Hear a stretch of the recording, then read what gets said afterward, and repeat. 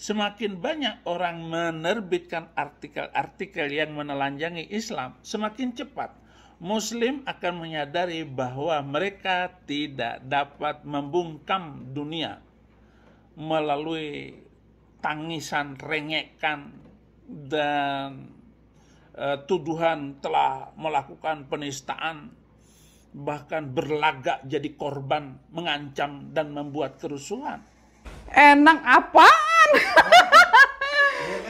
Orang pada kepengen ke Amerika ya Bang, secara gitu. Aduh, kalian belum merasakan. Kalian coba pergi ke Amerika. Kalau sebulan, 2 bulan, 3 bulan masih hosana-hosana. Udah 4 bulan ke atas, salibkan dia.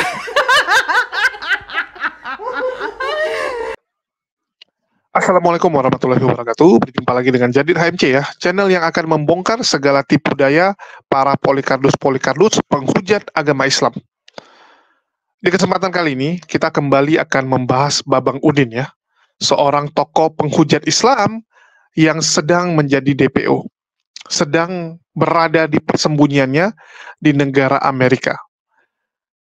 Bagi teman-teman yang belum tahu siapa Saifuddin, ya mungkin teman-teman boleh search, boleh cari tahu lewat Google, ketik saja nama Saifuddin Ibrahim.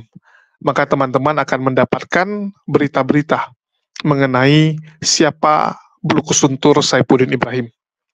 Dia adalah salah satu penghujat kelas internasional ya, kelas berat, dan dia bangga mendapatkan title tersebut. Bahkan menurut Saifuddin, tindakan yang dia lakukan ini, tindakan menghujat, menghina agama Islam ini adalah cerminan, ya, adalah cerminan bentuk kasih dia. Karena dia mengatakan agama dia sekarang ini adalah agama kasih, dan bentuk kasih dia kepada umat Muslim yang ada di Indonesia adalah dengan menghujat, dengan menjelek-jelekan agama Islam. Bahkan Saifuddin tanpa rasa malu mengatakan bahwa dirinya adalah rasul akhir zaman dari agamanya. Dia mengatakan jemaat-jemaat di agamanya itu menganggap Saifuddin seperti Paulus. Seperti Paulus yang merupakan rasul. Begitu juga dengan Saifuddin yang mengklaim dirinya rasul akhir zaman. Luar biasa sekali ya. Padahal istrinya sendiri, Ibun atau Sarah Ayu, itu mengatakan apa yang dilakukan Saifuddin itu bukanlah ajaran kekristenan. Tidak mencerminkan ajaran Kristen. Tetapi Saifuddin merasa dirinya lebih ngerti. Bahkan Ibun ya, dalam beberapa kesempatan mengatakan dia sudah mencoba menasihati Saifuddin. Sebagai seorang istri, dia sudah coba segala cara untuk menghentikan kegilaan Saifuddin. Tetapi Saifuddin tidak mau dengar. Tetapi teman-teman Saifuddin itu malah mendukung apa yang dilakukan Saifuddin dengan mengatakan bahwa Sarah Ayu nggak ngerti apa-apa. Sarah Ayu baru anak kemarin sore, masih terlalu kecil, nggak ngerti tentang dunia diskusi lintas agama, tentang bagaimana supaya agama mereka itu bisa menjadi mayoritas. Dia nggak ngerti bahwa Saifuddin diberikan target yang besar, ya, target yang sangat luar biasa untuk memurtadkan orang-orang Islam yang ada di Indonesia. Sehingga ya segala cara harus dilakukan, termasuk dengan menghujat agama Islam. Ngeri ya teman-teman. Ya itulah sekilas tentang perjalanan Bulukus Suntur. Kalian bisa cek berita-beritanya juga. Ya, bagi teman-teman Kristen, semoga video ini bisa membuka mata kalian bahwa kondisi toleransi hubungan antara Islam dan Kristen ini menjadi tidak baik karena ada oknum-oknum seperti ini. Ada oknum-oknum yang menjual agama Kristen demi kepentingannya dan menyerang agama Islam. Umat Muslim di Indonesia hanya bereaksi. Selama ini umat Muslim diam, dihujat, diserang. Tetapi makin ke sini, bukannya makin reda, tetapi hujatannya makin banyak. Para penghujat tumbuh subur. Dan ini membuat umat Muslim mulai bereaksi ya. Kalau cuma dipukul sekali, 2 kali, mungkin orang masih diam. Tapi kalau dipukul sampai 5-6 kali. Dan itu terus, belum ada tanda-tanda akan berhenti.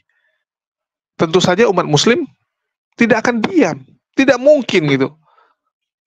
Nggak semua orang bisa sabar. Ada orang dipukul sampai 5 kali sudah marah. Ada yang mungkin sampai 8, 9 baru mulai bereaksi. Jadi mohon maaf teman-teman. Semoga dengan video ini bisa membuka mata bahwa ada yang nggak beres dan harus dibereskan. Harus ada yang mengambil sikap. Semoga dengan video ini teman-teman Kristen ya menjadi tahu apa yang terjadi dan minimal bisa mengambil satu inisiatif. Satu inisiatif dengan memboikot para penghujat-penghujat ini. Dengan cara kalian bisa sampaikan mungkin kepada pendeta, petinggi di gereja kalian untuk bisa mengambil sikap terhadap para penghujat-penghujat ini. Mungkin bisa dengan cara mengeluarkan satu statement bahwa apa yang dilakukan oleh Saifuddin, ya terus Ki Ahmad, Sobkatul, Paul Jang, psikopat, haleluya, itu tidak mewakili kekristenan. Mereka ini adalah oknum-oknum organisasi-organisasi yang nggak beres. Inilah yang ditunggu oleh umat muslim ya, pernyataan sikap yang jelas dari teman-teman Kristen mengenai para penghujat-penghujat ini. Jadi semoga dengan ada video ini, kita bisa melihat siapa-siapa saja biang-kerok dari intoleransi di Indonesia. Oke, kita putarkan dulu ini video yang saya ambil dari channelnya Saifuddin Ibrahim ya, dengan judul luar biasa, 1 lawan 1, jangan main keroyokan ya. Saifuddin ini ngajak apa ini? Ngajak berantem atau ngajak apa saya juga nggak tahu ya. Kalian bisa lihat ini judulnya dari channel Bluku Suntur langsung. Ini dia punya link ya, linknya teman-teman bisa lihat ya, judulnya 1 lawan 1 jangan main keroyokan, Saifuddin Ibrahim. Oke, kita putarkan dulu videonya, kira-kira apa yang mau disampaikan oleh Bluku Suntur satu ini ya. Siapa yang diajak 1 lawan 1? Oke, kita dengarkan dulu.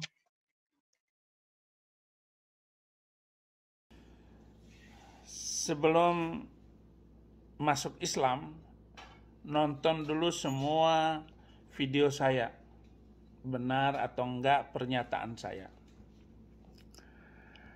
Dan kepada saudara-saudaraku yang muslim, Assalamualaikum warahmatullahi, dan sahabat-sahabatku fillah. Saudara, muslim terlalu sensitif mengenai agama mereka dan selalu siap untuk melakukan kerusuhan serta membunuh siapa saja yang menurut mereka telah mengejek iman mereka, sementara mereka sendiri terus-menerus menghina keyakinan orang lain. Cara untuk menghadapi hal ini bukanlah dengan bungkam, diam, takut, melainkan justru dengan membuat muslim menjadi tidak sensitif lagi dengan berondongan artikel, tulisan, menelanjangi Islam. Bahkan jika disebut mengejek, untuk mengejek Islam itu sudah cukup dengan mengutip sebuah hadis atau sebuah ayat dari Quran. Kedua, tulisan-tulisan saya dan pernyataan-pernyataan saya di YouTube, apa yang saya lakukan ini adalah tugas menunjukkan bahwa Islam tampak tidak masuk akal dan sangat bodoh. Semakin banyak orang menerbitkan artikel-artikel yang menelanjangi Islam, semakin cepat Muslim akan menyadari bahwa mereka tidak dapat membungkam dunia melalui tangisan, rengekan, dan tuduhan telah melakukan penistaan, bahkan berlagak jadi korban, mengancam dan membuat kerusuhan. Nggak bisa. Internet terlalu vulgar untuk mempermalukan Islam itu sendiri. Dan saudara-saudara, jika orang-orang Islam boleh mengejek Yesus, mengapa tidak ada yang boleh mengejek Muhammad? Mengejek Yesus dan penderitaannya dan penyalibannya mungkin menjijikkan. Tapi gambar Muhammad yang sedang berpesta seks dengan istri-istri mudanya yang sangat banyak itu adalah menggambarkan kenyataan. Mengapa Muslim tersinggung dengan kenyataan? Pertanyaan kepada Muslim adalah mengapa kenyataan bahwa Muhammad berhubungan seks dengan banyak perempuan, beberapa istrinya, dan beberapa pelayan-pelayannya, beberapa milik tangan aimanuhum, aw ma malakat aimanikum, milkul yamin, dan beberapa selir-selirnya, tidak menyinggung kalian, tapi menceritakan peristiwa ini menyinggung kalian. Mengapa kenyataan bahwa Muhammad membunuh lawan-lawannya, membantai tawanan-tawanan perangnya, berhubungan seks dengan anak berusia 9 tahun, menyerbu dan menjarah karavan pedagang, menyerang orang sipil, tidak bersenjata, dan orang-orang desa yang miskin, tidak menyakiti perasaan Muslim. Tapi berbicara tentang hal ini menyakiti Muslim. Ketika ngomongin kenyataan yang terjadi dalam sejarah, kok sakit hati? Itu tertulis semua.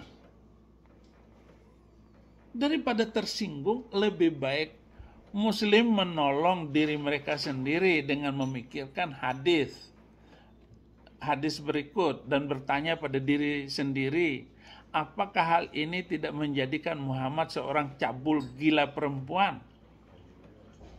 Bukhari jilid 7 buku 62 hadis nomor 6 dikisahkan oleh Anas, sang Nabi berkeliling berhubungan seks dengan semua istrinya dalam satu malam dan ia mempunyai 9 istri. Tapi kenyataannya bahwa Muhammad bukanlah seorang manusia super seks. Pada usianya yang sudah lanjut, kemungkinan dia sudah mengalami impoten.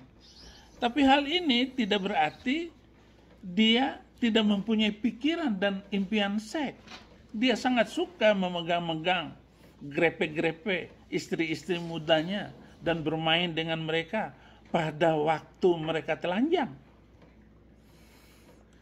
Ini hadis nomor 299, Bukhari jilid 1. Aisyah berkata, kapan saja Rasul Allah ingin memegang-megang siapapun dari kami pada waktu dia sedang datang bulan, ia biasanya memerintahkannya untuk mengenakan izar, sarung yang dikenakan di bawah pinggang, dan mulai memegang-pegangnya. Aisyah menambahkan, tidak ada satupun dari kalian sanggup mengendalikan keinginan seksnya seperti biasa yang dilakukan Nabi. Muhammad ingin memiliki seorang anak laki-laki dan dia mencoba dengan berhubungan seks dengan semua istri-istri mudanya. Walaupun demikian, dia impoten dan tidak mampu berbuat lebih daripada memegang-megang, grepe-grepe, ser-ser-ser. Jadi bukannya berhubungan seks, dia biasanya berkhayal sedang berhubungan seks. Itu Bukhari 7, jilid 7, buku 71, nomor 660.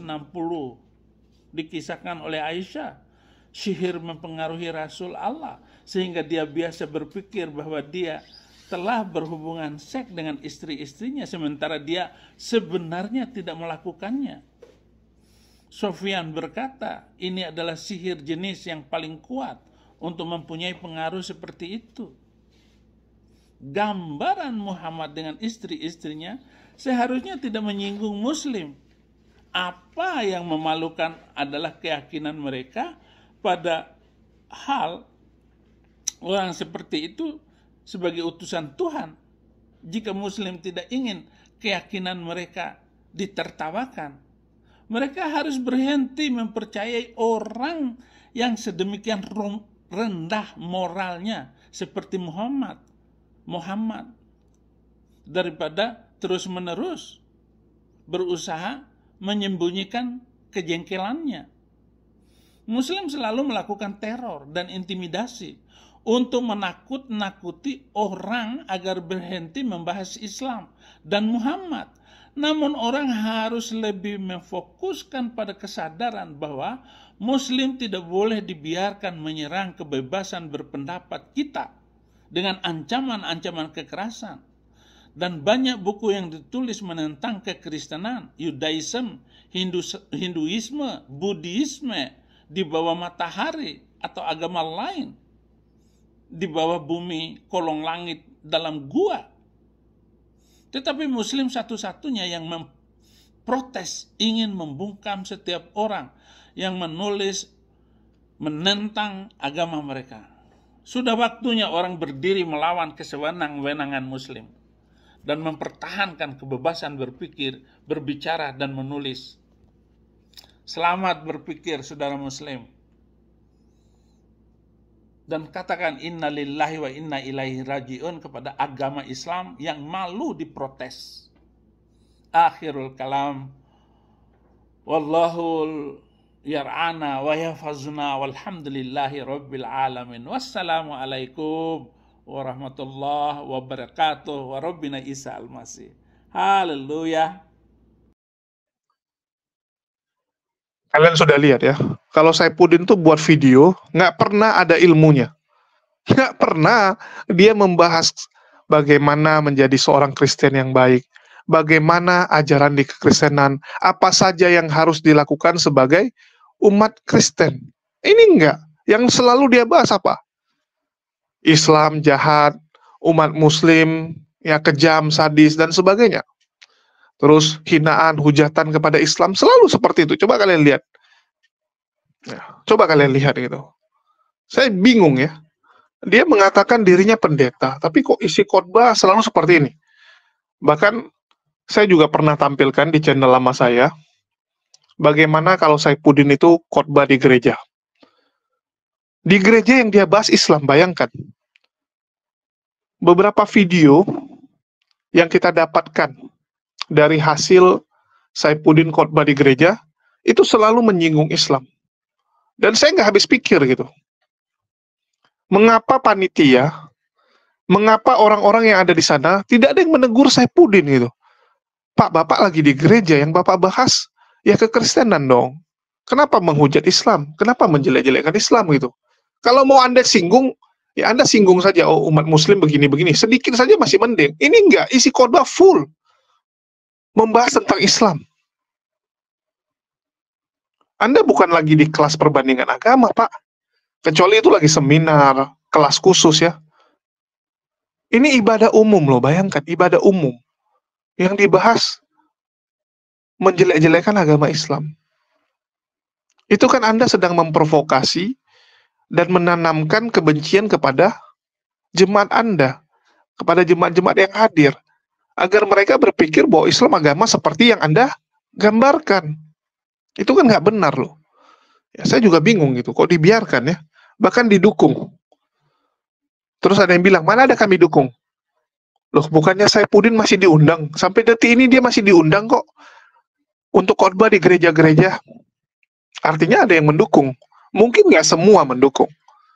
Ada juga yang komplain. Ada juga yang mengatakan Saifuddin ini nggak mencerminkan kekristenan.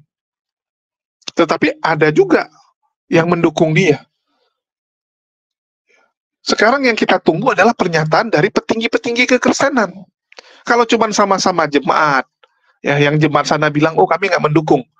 Ada beberapa teman-teman Kristen yang kalau naik diskusi di Komal ya, diskusi lintas agama mengatakan bahwa mereka nggak setuju. Apa yang dilakukan Saifuddin itu nggak benar. Tapi mereka cuma jemaat. Yang mendukung Saifuddin juga jemaat dan ya beberapa inilah pendeta-pendeta.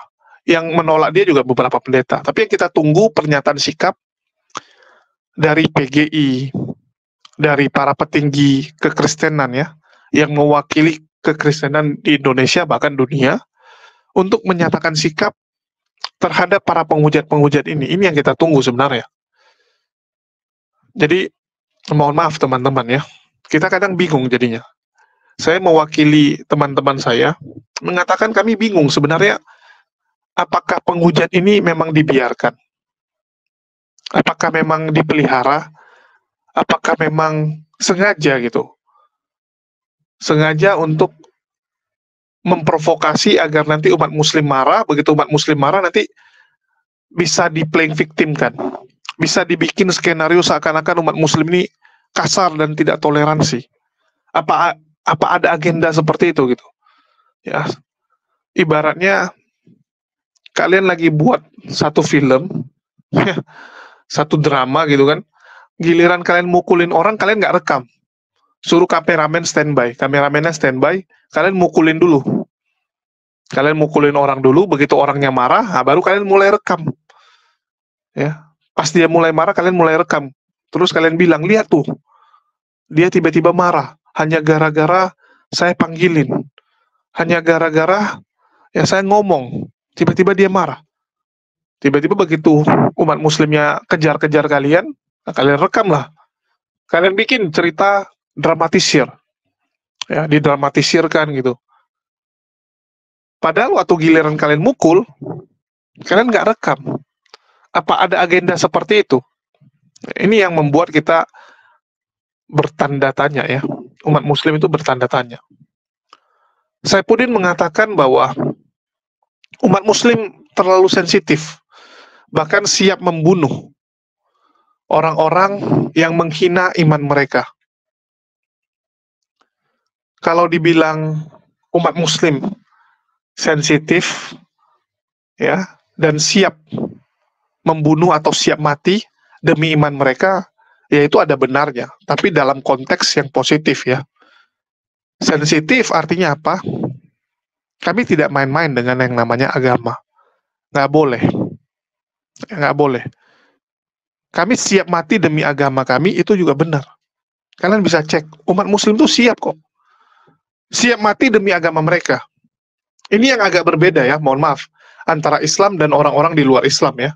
Ini yang saya lihat, sekali lagi ini yang saya lihat. Umat muslim kalau dihina pribadi nggak ada masalah. Kamu mau bilang kita bodoh, mau bilang kita jelek, mau bilang kita apapun lah. Kalian bisa lihat berapa banyak polikardus itu yang membuat konten menghina pribadi kami. Ya saya dihina, Unirifa dihina, Nandar juga selalu dihina, Bang Zuma apalagi gitu kan. Apakah ada di antara kami yang marah? Enggak. Pribadi kami dihina nggak masalah. Nggak ada masalah teman-teman. Yang penting jangan Islamnya yang disenggol. Kami marah. Di Islam fix seperti itu. Pribadi nggak masalah, agama jangan. Bagaimana dengan orang-orang di luar Islam? Kalau yang kita lihat, ya, yang kita lihat nih, mengaku sebagai Laskar Kristus. Contoh Aderion. Kalau kamu singgung pribadi dia, apa yang terjadi? Dia akan bunuh kalian. Dia katakan, ya, kamu ngejek saya bunuh kamu. Begitu juga dengan Polikardus lain. Ya. Wak tipu, wak donat. Kita bongkar pribadinya, kita bongkar tipu-tipuan yang dia buat. Mengatakan ingin buat panti asuhan, rumahnya rumah pribadi. Rupanya yang dia bangun untuk pribadi dan keluarga dia. Kita bongkar. Apa yang terjadi? Apa yang terjadi teman-teman? Siap melenyapkan nyawa kamu. Segala cara dia lakukan untuk melenyapkan kamu. Tapi kalau masalah dengan Yesus nggak apa-apa.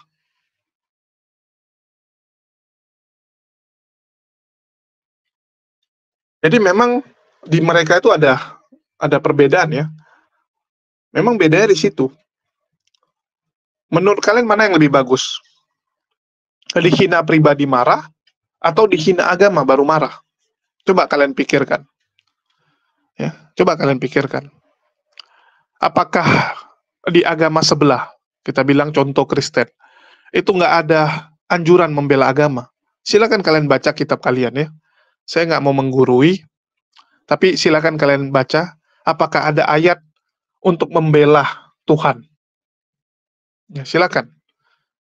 Kalau kalian nggak dapat, kalian cek aja perbandingan lintas agama, kalian nonton saja tentang membela Tuhan.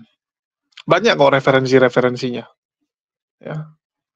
Jadi jangan mau dikibulin oleh orang-orang yang sebenarnya juga nggak ngerti tentang agama, sok-sok ngomong, agama kami nggak perlu dibela, Tuhan kami nggak perlu dibela gitu.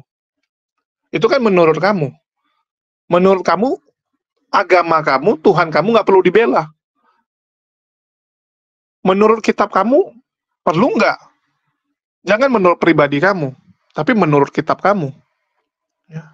Menurut kitab kamu gimana? Ada nggak sejarahnya? Ada nggak ceritanya gitu? Jangan lupa, ada umat-umat tertentu ya, gara-gara tidak mau bangkit membela Tuhan, mereka dilenyapkan. Mereka dilenyapkan karena tidak mau membela Tuhannya. Hati-hati, takutnya itu nanti menimpa kalian juga. Ya, saya takutnya kalian nanti akan mengalami hal yang sama. Karena tidak mau bangkit membela Tuhan, kalian dilenyapkan. Terus, si Buluku Suntur mengatakan, tugas dia, ya si Saifuddin mengatakan, tugas dia adalah menunjukkan bahwa agama Islam itu tidak masuk akal. Agama Islam tidak masuk akal, ini kan konyol. Di Islam itu malah disuruh mengedepankan akal ya. Disuruh untuk membuktikan sendiri. Apakah yang ditulis di Quran itu sesuai dengan fakta-fakta. Sesuai dengan sains. Banyak sekali keajaiban-keajaiban yang ada di Quran. Teman-teman bisa search. Bagi teman-teman Kristen, kalian search saja Quran dan sains. Kalian lihat ayat-ayat Quran, terus di dunia apa yang terjadi. Sesuai nggak? Bayangkan. Sesuatu yang ditulis ribuan tahun lalu terjawab sekarang. Ya, luar biasa. Bagaimana dengan yang di luar Islam? Bagaimana dengan agama Saifuddin? Coba saya tanya. Memangnya agama kamu masuk akal, Saifuddin? Bahkan dari diskusi-diskusi kita ya, begitu terpojok, begitu lawan diskusi kita terpojok, itu apa dia bilang? Contoh Pak Lamsen. Pak Lamsen kalau kita sudah buktikan lewat data, ya, kita tunjukkan fakta-faktanya, endingnya apa? Pokoknya Tuhan kami ajaib dan tidak masuk di akal. Jadi nggak ngerti kalian. Begitu juga dengan yang lain kalau kita ajak diskusi, ujung-ujungnya pokoknya. Kalau sudah pakai pokoknya, berat ya. Itu kan udah iman buta namanya, udah doktrin yang bermain. Ya kita apalagi mau didiskusikan. Teman-teman yang sering nonton diskusi dan debat, kalian pasti lihat kan. Sering sekali teman-teman kita di sebelah ini mengatakan pokoknya, dan pokoknya. Nah kalau udah itu udahlah selesai kan. Jadi siapa yang tidak masuk di akal? Siapa yang nggak masuk di akal kalau begitu? Coba renungkan baik-baik. Terus dikatakan bahwa internet sekarang terlalu vulgar untuk mempermalukan Islam. Perasaan, sebelum zaman internet, Islam udah duluan dipermalukan. Sudah duluan dihina oleh kalian. Tetapi, sesuatu yang mulia, ya, yang namanya emas, mau kalian tutupi dengan kotoran, mau kalian rusakin gimana pun, ya, mau kalian jelekkan gimana pun, emas tetap emas, berlian tetap berlian. Nggak bisa, teman-teman. Jadi, siapa yang suka menjelekkan agama orang? Coba saya tanya. Bukankah dari dulu Islam selalu dijelek-jelekkan? Dari dulu ya, kalian bisa lihat film-film Hollywood, film-film anak-anak. Selalu kalau udah jenggot, kumis gitu kan, perawakan yang orang-orang Timur Tengah, perawakan Islam, itu selalu digambarkan sebagai monster. Selalu jadi penjahatnya kalau di film-film. Betul tidak? Dari dulu Islam selalu dijelekkan. Bahkan di Amerika, orang-orang Amerika selalu mengatakan, kami dari kecil dididik ya, bahwa Islam itu gambarannya sadis, tukang bawa bom, teroris, dan sebagainya. Ternyata begitu mereka punya tetangga yang Muslim, mereka punya teman yang muslim, mereka lihat loh, kok nggak sesuai dengan doktrin-doktrin, dengan apa yang disampaikan oleh orang tua mereka, oleh orang-orang kepada mereka. Islam tuh begini-begini, rupanya nggak sesuai semua. Jadi, aduh, malah konyol kalau dibilang internet berhasil mempermalukan dan menelanjangi Islam. Anda salah. Yang sekarang ditelanjangi siapa? Coba dicek. Silakan dicek. Berkat internet apa yang terjadi? Dari hasil diskusi kita selama ini, berapa banyak orang yang memutuskan mualaf? Dari debat, baik di YouTube maupun TikTok, berapa banyak orang-orang yang memutuskan mualaf? Itu kan berkat internet, betul tidak? Berkat internet berapa banyak yang mualaf? Terus mereka bilang, oh ada juga yang murtad. Murtad di lapangan ada, tapi di internet silakan dicek, belum ada ya. Koreksi saya kalau salah, silakan dicek, ada nggak yang murtad dari hasil diskusi yang kita lakukan di YouTube dan TikTok. Alhamdulillah belum ada ya, belum ada. Tapi kalau murtadin ditampilkan, ada. Ya, yang kita nggak tahu itu beneran murtadin atau odong-odong. Tiba-tiba ada kesaksian murtadin, nah itu ada. Tapi mereka murtad karena apa? Ya, bukan karena internet. Bukan karena internet, tapi karena apa? Ya, karena kalian berhasil lah mempengaruhi dia. Kalian berhasil kan membujuk rayu dia dengan cara-cara kalian, ya kita nggak tahu apa. Tapi itu di lapangan. Di lapangan terjadi gitu. Bukan karena internet. Kalau internet jelas. Yang dibongkar agama siapa? Silakan dicek. Ya. Terus dia bilang, umat muslim mengejek Yesus dan penderitaannya karena disalib. Aduh. Malah umat muslim itu sangat memuliakan para nabi. Coba lihat, ada nggak nabi itu dijelek-jelekan? Nggak ada, kawan-kawan. Ya. Yang namanya umat muslim itu malah meluruskan. Nabi Isa alaihissalam tidak pernah disalib, karena Nabi Isa diselamatkan. Dimuliakan, dia nggak pernah mengalami yang namanya mati terkutuk. Ya, karena ditulis, orang yang mati di kayu salib itu terkutuk.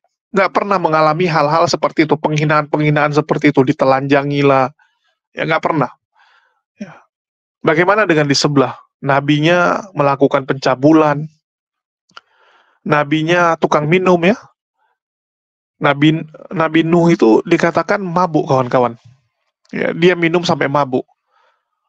Lut juga melakukan hubungan incest dengan anak sendiri. Bayangkan gitu. Di Islam nggak ada kita mau menjelek-jelekkan Nabi. Nggak boleh. Ya. Jadi, siapa yang suka menghina? Apa mereka nggak sadar gitu? Kami malah memuliakan Nabi Isa alaihissalam. Bahkan banyak mualaf-mualaf di luar tuh mengatakan gini. Dengan dia membaca Quran, dia menjadi bisa mengerti apa yang sebenarnya tertulis di Alkitab. Dia menjadi lebih clear, ya, mendapatkan sudut pandang berbeda dalam membaca Alkitab atau Bible ya, Biblos. Jadi aneh sekali kalau mereka mengatakan bahwa umat muslim mengejek. Yang mengejek itu siapa? Yang menjelek-jelekan Nabi itu siapa? Sadarlah kalian. Dikatakan juga bahwa kalau yang dilakukan Saifuddin adalah kenyataan ya, pernyataan-pernyataan dia tentang Nabi Muhammad SAW itu kenyataan. Kamu ngatain Nabi orang cabul dan gila perempuan, itu penghinaan, kawan-kawan. Kalau kamu bilang istri Nabi banyak, oke, itu nggak masalah, itu fakta. Ya, jangan kamu bilang cabul. Definisi cabul itu apa? Kalau gila perempuan, itu seperti yang dilakukan oleh Salomo, Daud. Ya. Itu gambaran di tempat kalian. Itu baru namanya cabul sama gila perempuan. Ini tiba-tiba ngatain ini itu, aduh, ampun lah. Dan kita udah biasa lah bagaimana mereka menjelek-jelekkan Nabi Muhammad SAW ya. Karena kalau mereka bantah Al-Quran nggak sanggup. Coba lihat dari diskusi dan debat kita selama ini, mereka nggak sanggup bantah Quran. Karena apa yang disampaikan Quran itu sesuai dengan kenyataan. Yang mereka bisa lakukan apa? Menjelekkan pribadi Nabi. Ya, menjelekkan pribadi Nabi ini konyol sebenarnya. Zaman dulu, ya, waktu zaman awal Islam, ya musuh-musuh Islam itu mencari kesalahan di Quran. Kalau Nabi, ya mereka tahu itu nggak ada masalah. Zaman dulu seperti itu memang. Ya, bahkan orang-orang zaman dulu pembenci Islam tuh nggak pernah mengatakan, oh Nabi kalian tuh begini, nggak ada. Malah orang-orang di zaman now ini ya, entah apa yang merasuki mereka nih.